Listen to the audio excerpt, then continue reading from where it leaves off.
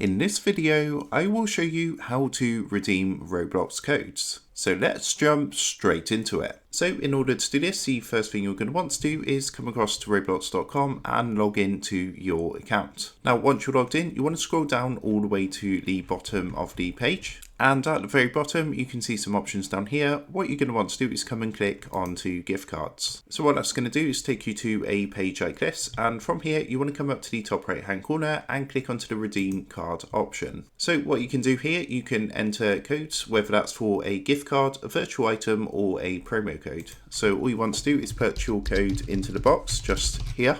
And once you've done that, just come down and click onto redeem at the bottom. If the code entered is valid and correct, you're going to get a confirmation window saying code successfully redeemed. Then we can just click back to redeem, and then we have successfully redeemed our code. So that is how to redeem Roblox codes. With that being said, I hope this tutorial did help you out today. And if this did help you out, I would really appreciate it if you was to consider dropping down below the video, leaving a like, and also subscribing to the channel. With that being said, I just want to take a minute to thank you guys for watching this quick tutorial, and I will see you in the next video.